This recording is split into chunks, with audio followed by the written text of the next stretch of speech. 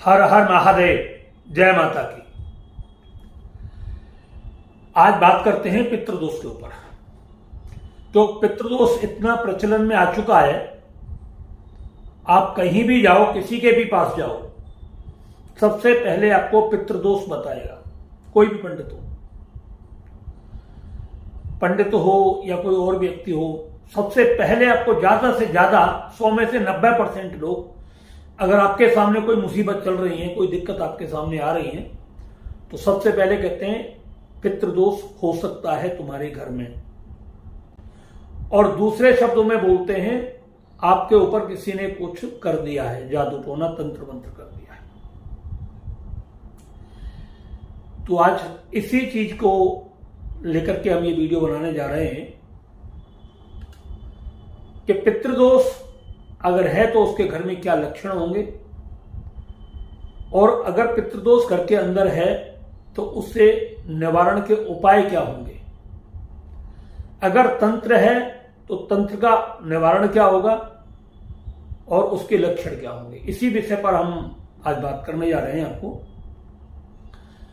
और इस वीडियो को ध्यान से सुनना, यह वीडियो आपके लिए बहुत ही कामयाबी हो सकती है। अगर आपको ये वीडियो अच्छी लगे तो इसको ज्यादा से ज्यादा लोगों में शेयर करना, और इस चैनल को सब्सक्राइब भी करना और लाइक भी करना। दोस्तों, सबसे बड़ी बात होती है कि जब कोई छोटा सा बच्चा होता है और उसे गली में मोहल्ले में कोई पीट देता है, मारपीट करता है, तो मम्मी पापा ऐसे करके आता है रोता हुआ। जब वो रोता हुआ आता है और उसके माँ बाप जब वहां पर खड़े होते हैं तो वो सबसे पहले पूछते किसने मारा तुझे, बता, मुझे बता किसने मारा।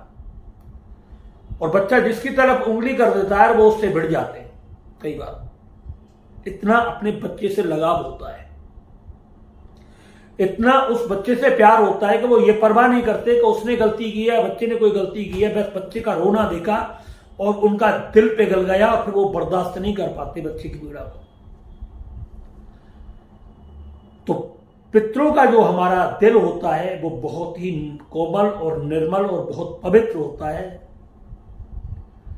पितृ इतनी जल्दी अशांत नहीं होते।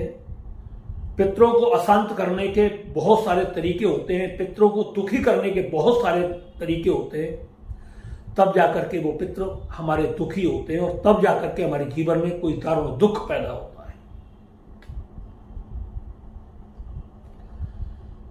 अगर आप अपने माँ बाप के साथ बहुत ही ज्यादा गंदा व्यवहार करते हो, उनका अपमान करते हो, उनको नीचा दिखाते हो, हर जगह उनकी बेइज्जती करते हो, उनसे बात नहीं करते हो, समय समय पर जो भी कोई काम होते हैं उनके पूछते नहीं हो, हर समय उनका तिरस्कार ही करते रहते हो, उनसे बातचीत न करना, बैठना, उनकी हारी बीमारी का कोई ख्याल न रखना, हर वक्त उन्हें नीचा दिखाना, समाज के सामने बेइज्जत करना, उनके भोजन पानी की व्यवस्था ना करना सही तरीके से, उनकी बीमारी हारी बीमारी में कोई दवाई दूरी ना दिलाना। जो व्यक्ति अपने माता पिता के साथ इस तरीके का आचरण करता है उस व्यक्ति की जिंदगी में एक जन्म तो क्या कई कई जन्मों तक पितृदोष रहते हैं। ऐसा व्यक्ति चाहे सारे तीर्थ कर ले तो भी उसे कोई लाभ नहीं होता, चाहे कितने भी देवी देवताओं की पूजा कर ले उसे कोई लाभ नहीं होता। क्यों? कि उसने अपने माँ बाप को दुख दिया है। धरती के सबसे बड़े भगवान अगर कोई है धरती पर तो केवल हमारे माँ बाप हैं, जो आपको इंसान का जन्म देकर के यहां पर उन्होंने अपना जीवन आपके लिए समर्पित किया है। सब कुछ, जो भी जिंदगी की जो कमाई है वो सब आपके लिए उन्होंने छोड़ी है। उन्होंने वो सुख नहीं देखे जो उन्होंने अपनी मतलब दिल में तुम्हारे लिए सजोए थे। और जब आप उनके साथ इतना बुरा व्यवहार करते हो, इतना गंदा व्यवहार करते हो, तो उनके दिल से क्या आपको आशीर्वाद निकलेंगे? उनके दिल से हमेशा आपके लिए बद्दुआएं निकलेंगी, शराब निकलेंगे, बहुत बहुत सारे गंदे गंदे विचार उनके दिमाग में आएंगे और वो विचार आपको बर्बाद करने वाले होंगे। वो आपको जीते जी भी बर्बाद करेंगे और मृत्यु के बाद भी वो विचार उनके बर्बाद करते हैं। जब आप अपने माँ बाप के साथ बहुत बुरा करते हो, उनको धोखा देते हो, बहुत सारे लोगों से मैंने ऐसा सुना है कि उन्होंने मतलब अपने माँ बाप के अंगूठे लगवा लिए, झूठे साइन करवा करके और अपने नाम मकान कर लिया, उनको वृद्धाश्रम में भेज दिया। ऐसे व्यक्तियों का हमेशा सर्वनाश ही होता है। उनकी संतान उनको कभी छीने नहीं देती, उनकी संतान उनके साथ बहुत बुरा करती है, जिसके कोई सीमा नहीं है।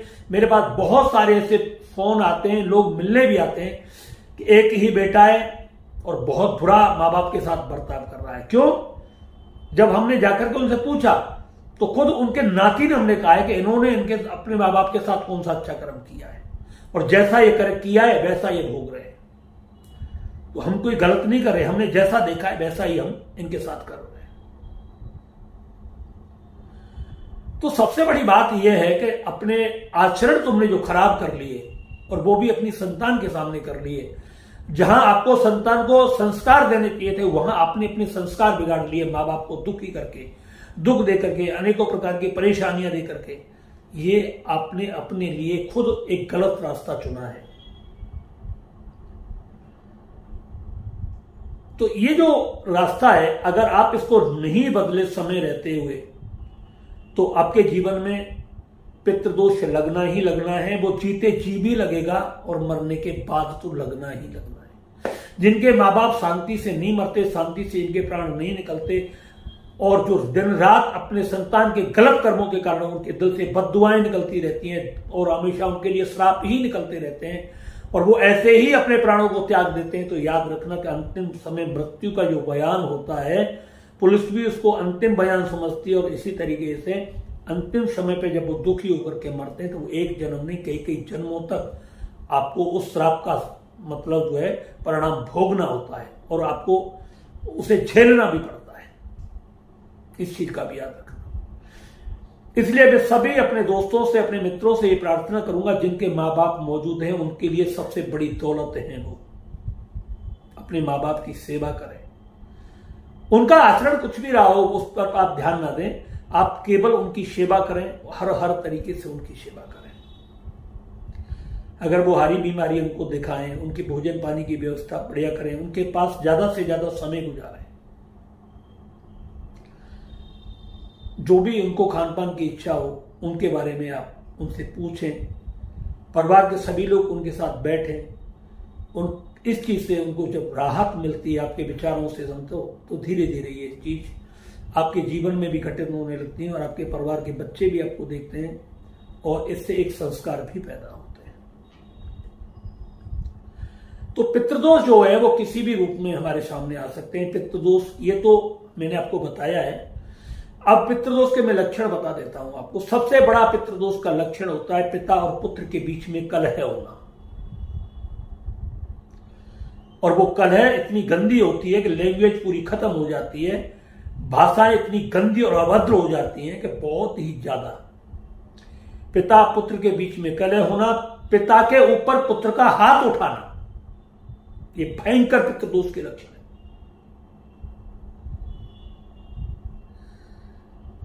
घर के अंदर पत्नी से बहुत ज्यादा मात्रा में कलेश होना, उसके ऊपर गंदे इल्जाम लगाना, पिता के ऊपर गंदे इल्जाम लगाना, ये पितृदोष के बहुत बड़े लक्षण। घर में कोई बीमारी है, दवा करा रहे हो, इलाज करा रहे हो, मगर वो बीमारी दूर नहीं हो रही, रिपोर्टों में कुछ भी नहीं आ रहा, ये भी पितृदोष के लक्षण है।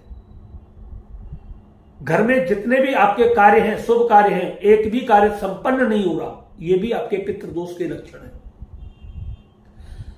जवान बेटे का बीमार रहना या गलत रास्ते पर निकल जाना, गलत संस्कारों में पड़ जाना, यह भी पितृदोष का लक्षण है। पत्नी का बीमार रहना, बच्चों का बीमार रहना, एक एक पाई के लिए तरस जाना, कर्ज में ग्रसित हो जाना, यह भी पितृदोष के लक्षण है। आंखों से अंधापन, विचारों से, बुद्धि से अंधापन, यह भी पितृदोष के लक्षण है। जगह जगह भटकने पर भी एक व्यक्ति को भीख नहीं मिलती है, काम नहीं मिलता है, यह भी पितृदोष के लक्षण होते हैं। तो ये लक्षण बहुत सारे हो सकते हैं। बहुत सारी असाध्य रोग ऐसे होते हैं कि जो हमारे घर में हो जाते हैं, और केवल हम रोगों के लिए ही कमाते हैं, ना घर बना पाते हैं, न बच्चों को पढ़ा पाते हैं, केवल उस व्यक्ति की जिंदगी को बचाने में ही लगे रहते हैं, ये भी एक पितृदोष के लक्षण हैं। जिस व्यक्ति के ऊपर पितृदोष होता है, उस व्यक्ति के ऊपर कोई भी बाहर का व्यक्ति अगर जरा सा भी तंत्र मंत्र जादू टोना कर दे तो ये मुसीबतें दुगनी चौगनी और 10 गुनी पड़ जाती है परिवार में। मौत होनी शुरू हो जाती है, जवान जवान लोग मरने लगते हैं, क्योंकि तंत्र इसमें शामिल हो गया। और तंत्र इसमें शामिल इसलिए हो गया कि आपके पितृ आपका साथ नहीं दे रहे थे, आपके पितृ आपसे खिलाफ थे, और क्योंकि पितरों के साथ आपने अपना अच्छा बर्ताव नहीं किया, इसलिए वो तंत्र आकर के उसकी 10 गुनी 20 गुनी शक्ति पैदा हो गई और आपको पूरी बर्बादी पर लाकर के उसने खड़ा कर दिया। जिस व्यक्ति के पितृ मजबूत होते हैं, जिस व्यक्ति के पितृ खुश रहते हैं, उसके ऊपर तंत्र मंत्र जादू टोने का प्रभाव बहुत शून्य हो जाता है। अगर वायदे होता भी है तो वो धीरे धीरे समाप्त हो जाता है। मगर जिसके पितृ को पित होते हैं, उसके ऊपर छोटा सा भी तंत्र प्रयोग बहुत भयंकर प्रभाव डाल देता है। तो ये पितृदोष हमारे जीवन में जब पैदा होता है तो हमारे गलत संस्कारों से होता है, गलत विचारों से होता है, गलत विचार धारणाओं से होता है, गलत लोगों की संगति से होता है। आप जैसी संगति आप करते हो, उनके संस्कार आपके अंदर आते हैं और वैसा ही आप अपने घर के अंदर आचरण करना शुरू कर देते हो। इसलिए आपके जीवन में वो पितृदोष पैदा हो जाते हैं।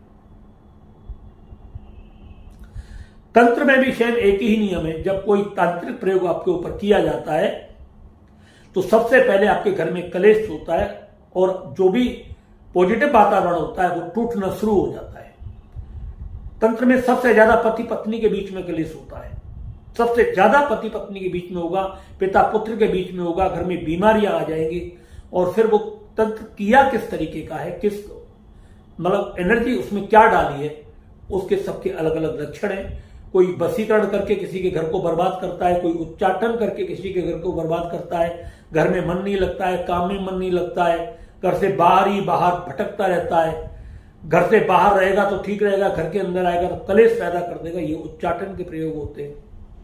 वशीकरण का मतलब यह है कि जो भी कमाई करेगा बाहर वालों को दे देगा, घर में नहीं आएगा। घर के लोग एक एक दाने दाने के लिए तरस जाते हैं, घर से प्यार समाप्त हो जाता है।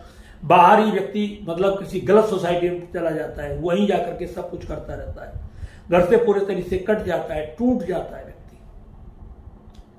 घर आने का मन नहीं करता उसका बिल्कुल भी। 4-4, 6-6, 10-10 दिन, महीने महीने 2-2 महीने तक चला जाता है। कई बार तो अपनी पूरी जिंदगी के लिए फैमिली ही छोड़ देते हैं। वशीकरण का ऐसा प्रभाव होता है। इसी तरीके से स्तंभन क्रिया होती है। व्यक्ति अपने घर से बाहर निकलने का काम मन ही नहीं करता, काम पर जाने का मन ही नहीं करेगा, घर के अंदर पड़ा रहेगा, एक ही कोने पड़ा रहेगा, सोता रहेगा, कुछ करेगा ही नहीं। बस घर वाले रात और दिन उससे कहेंगे कुछ काम कर, कुछ नहीं, सब कुछ उसका पूरा का पूरा बंद हो जाता है। अगर वशीकरण के वो उसके स्तंभन के साथ उच्चाटन भी कर दिया जाए तो फिर तो व्यक्ति जिंदगी में कभी अपने काम पर जाएगा ही नहीं। घर से बाहर तो चला जाएगा मगर अपने काम पर नहीं जाएगा, ऑफिस पर नहीं जाएगा, अपनी दुकान पर नहीं जाएगा, जो भी वो काम कर रहा है उस पर नहीं जाता है। तो ये जो तंत्र के जो प्रयोग हैं ये बड़े घातक होते हैं और जब पितृदोष लगता है तो ये इनका प्रभाव कई गुना बढ़ जाता है। तो ये इसमें आपको ये पितृ के दोष के हमने लक्षण बताए। अब इसमें आप ये सोचेंगे कि इसका बचने से उपाय क्या है, इसका बचने का उपाय क्या है, कैसे हम पितरों को शांत करें, गलती हो गई, अब उनसे कैसे हम मुक्ति पाए, क्षमा मांगे, ऐसा कोई साधन हो तो कोई ज्यादा लंबा चौड़ा साधन नहीं है, बिल्कुल भी नहीं है। आपको बहुत सारे लंबे चौड़े विधान बताते हैं पंडित लोग, पितरों की शांति कराओ और इनका थान बनवाओ, उनको कपड़े दे करके आओ, उनको ये करके आओ, उनको वैसा करके आओ। या अगर आपके अंदर ये सब गुंजाइश नहीं है तो आपको बिल्कुल भी घबराने वाली बात नहीं है। मैं जो आपको पितृदोष का उपाय बता रहा हूं, आपने अगर कर लिया ना तो आप देखेंगे 2-4 दिन के अंदर अंदर ही आपको इससे बहुत अच्छे परिणाम और सकारात्मक रूप में दिखाई देने लगेंगे। उपाय बहुत सारे लोगों के पास होते हैं, मगर करने के तरीके होते हैं। आजकल लोग सबसे ज्यादा अपनी जेब भरने में पड़े हुए हैं, चाहे पंडित हो, पुजारी हो, मुल्ला हो, मौलवी हो, मैं हूं या कोई और हो। हर व्यक्ति एक दूसरे की जेब काटने में लगा हुआ है, अपना घर भरने में लगा हुआ है। किसी के पास इतनी गुंजाइश है तो कर लेगा, नहीं है तो नहीं करेगा। तो मैं जो आज आपको उपाय बताने जा रहा हूं, आप इस उपाय को करना।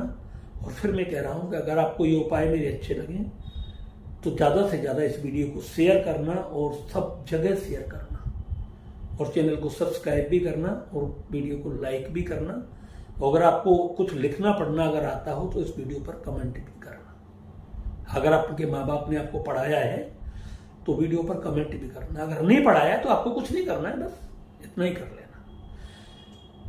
शेयर आपको हर वीडियो करनी पड़ती है, लाइक आपको हर वीडियो करनी पड़ती है, सब्सक्राइब केवल आपको एक ही बार जिंदगी में करना होता है। तो वो आसानी से आप कर सकते हो, उसमें कोई दिक्कत आपको नहीं है। अब आपको बताते हैं पितृदोष शांति का उपाय। अगर आपके माता पिता मौजूद हैं, दादा दादी मौजूद हैं, तो ज्यादा से ज्यादा आप उनकी सेवा करें। ज्यादा से ज्यादा आप उनकी सेवा करें। जितना समय आपको मिले ज्यादा से ज्यादा उनके पास बैठें, उनकी देखरेख करें। उनको कोई हारी बीमारी है उनसे पूछें और उसकी दवा का विशेष प्रबंध करें। अपने खर्चे कम करें मगर उनके बारे में करें। बूढ़े बड़े के लिए कुछ ज्यादा नहीं करना होता है। ऐसा नहीं है कि जब वो चल रहे हैं तो वो खुद ही अपने सारे काम कर लेते हैं, मगर एक स्थिति ऐसी आती है कि जहां हाथ पैर कार्य नहीं कर सकते, तो वो हमारा एक सौभाग्य होता है। वो हमारा एक सौभाग्य है जो भगवत कृपा से, गुरु कृपा से, ईश्वर कृपा से हमें उनकी उस विशेष सेवा का फल प्राप्त होना है, जो बड़े भाग्यशाली व्यक्ति को ही प्राप्त होता है। जो 2-4 दिन वो अंतिम अवस्था का उनका जो समय आता है और उनकी लैट्रिन बाथरूम धोने का जो सौभाग्य हमें प्राप्त होता है, ये सौभाग्य शायद किसी बिरले आदमी को मिलता है और भाग्यशाली व्यक्ति को ही मिलता है। अगर ऐसा सौभाग्य आपको प्राप्त होता है तो समझो आपने अगर ये सेवा की है तो आपकी जिंदगी में कई जन्मों तक पितृदोष नहीं लगेगा। अपने बुजुर्गों के साथ बैठें, घर से निकल करके बाहर जाएं तो केवल पैर नहीं, अपना सर रख करके उनके चरणों में उनसे आशीर्वाद लें। आप देखना जब उनके दोनों हाथ आपके सिर पर आएंगे ना, एक जबरदस्त ऊर्जा आपकी बॉडी में आती है और वो पूरा के अंदर समा जाती है और आपके चारों तरफ एक ऐसा सुरक्षा कवच बना देती है कि आपके जीवन में कोई संकट नहीं आ सकता, न किसी ग्रह का आ सकता है और न ही किसी तंत्र मंत्र जादू टोने का वो प्रभाव आपके जीवन में आता है। और वो पितृ का जीते जी अपने आपके माता पिता का आशीर्वाद आपके जीते जी आपकी सुरक्षा करता है। जब भी घर में पूर्णमासी हो, पंचमी, दसवीं और पूर्णमासी, आप अपने मम्मी पापा से, जिंदे मौजूद है, मैं उनके बारे में बता रहा हूं, जिंदे के बारे में बता रहा हूं, अभी जो मृत हो गए उनके बारे में नहीं बता रहा। वैसे तो उनको पूछो सब चीज कि हमें मतलब क्या खाना है, आपको क्या बनवाए, तो वो जो बोले वो चीज घर में बनवाओ, वो जो बोले।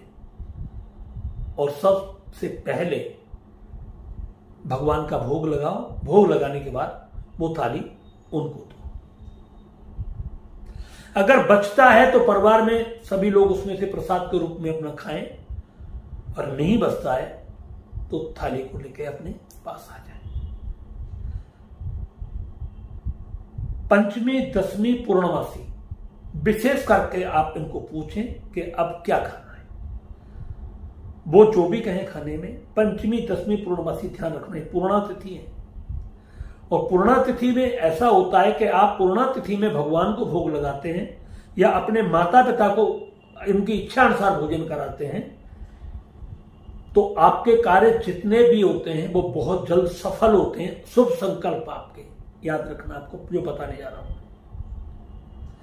अगर कोई व्यक्ति अपने माता पिता को पूर्णिमा, पंचमी, दसवीं तिथि को पूछ करके भोजन बनाता है और शुद्ध भोजन बनाते हैं, उनकी इच्छा अनुसार भोजन बनाते हैं और वो भोजन बना करके उनको प्रणाम करते हैं, उनके चरणों में शरण रखते हैं, तो आपका कितना भी भयंकर बुरा वक्त हो वो उसी क्षण समाप्त हो जाता है और आपके कोई भी कार्य रुके हुए हैं वो बहुत जल्द पूरे होने शुरू हो जाते हैं। जिन बच्चों की नौकरी नहीं लग रही है वो बच्चे अपने दादा दादी को, माता पिता को स्वयं अपने हाथ से भोजन दें, उनको प्रणाम करें, आप देखेंगे बहुत जल्द उनके काम होंगे।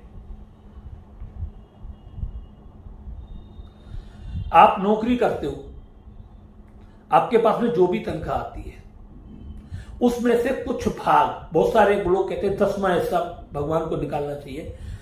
आप भगवान को मत निकालो बेशक, मगर उसमें से 10%, 5% जो आपका दिल करता हो आप अपने सबसे पहले मां बाप को दें,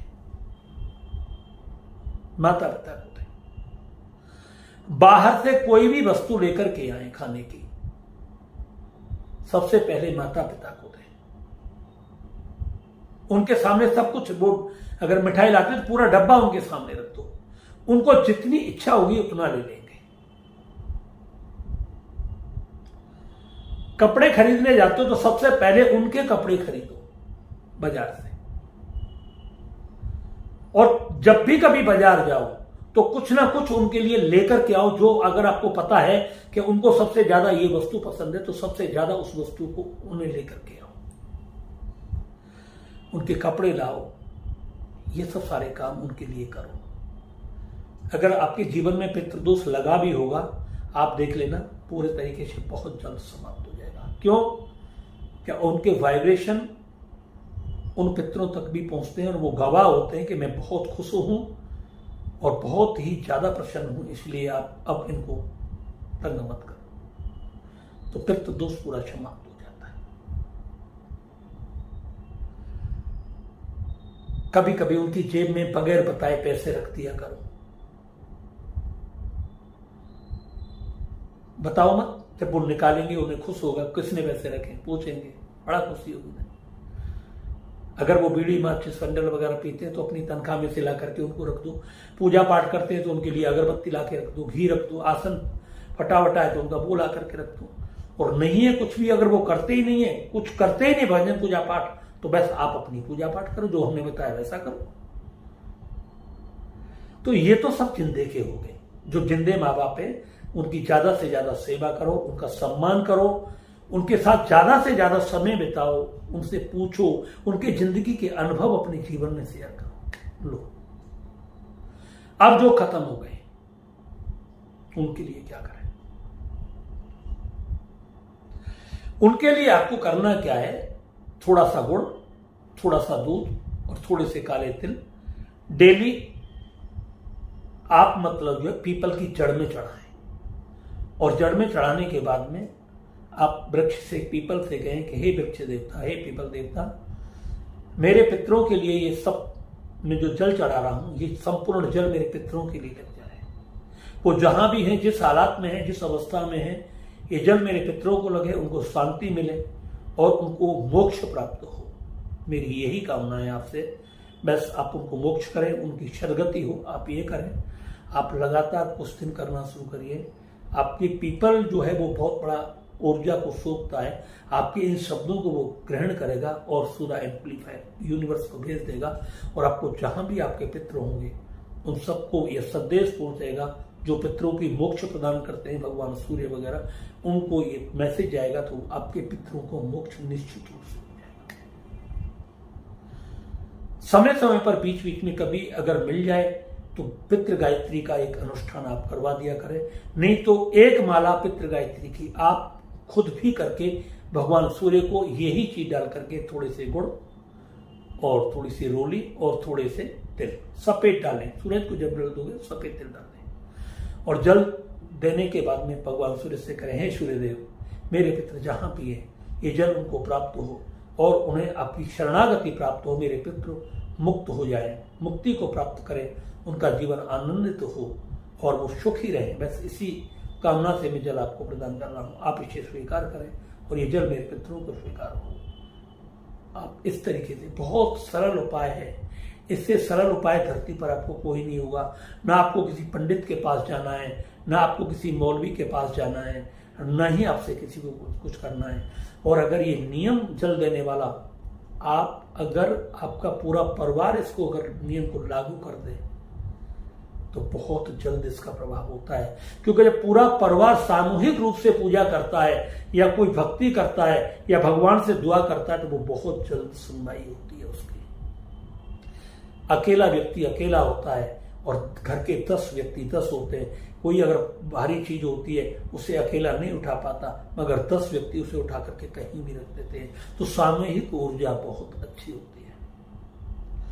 सुबह शाम हरे रामा हरे कृष्णा इस तरीके का कोई कीर्तन अपने घर में सुबह शाम जरूर चलाए।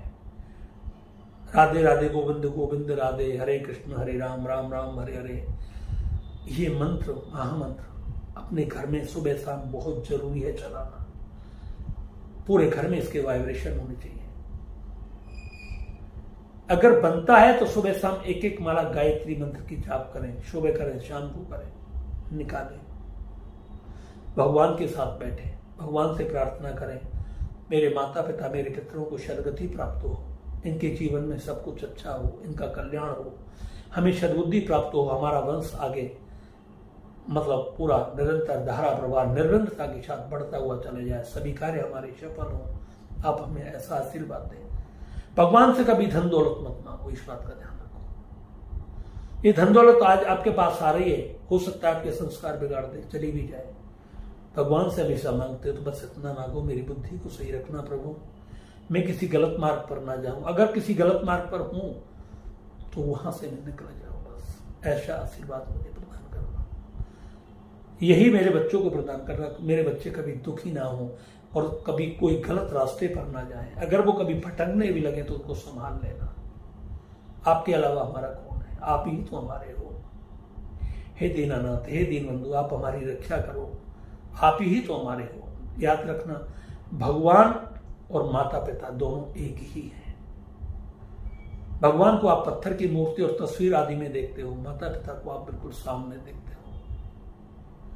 पत्थर की मूर्ति टूट जाती है, कई बार हम उनको विसर्जन कर देते हैं।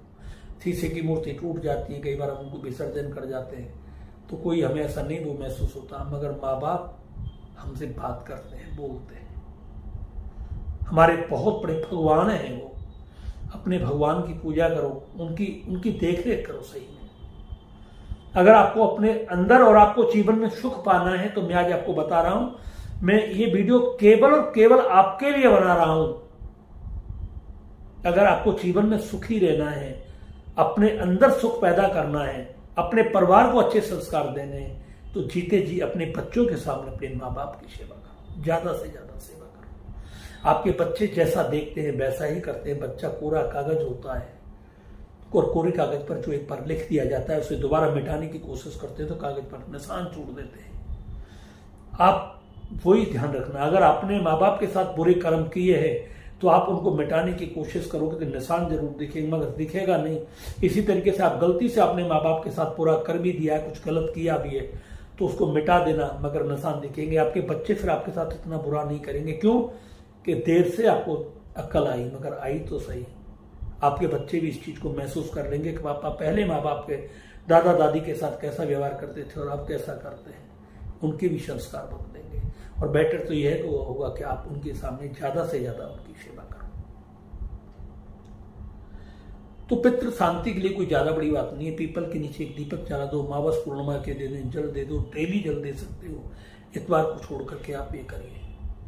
पितृ शांति के लिए दक्षिण दिशा में एक दीपक लो करके आप जला दीजिए।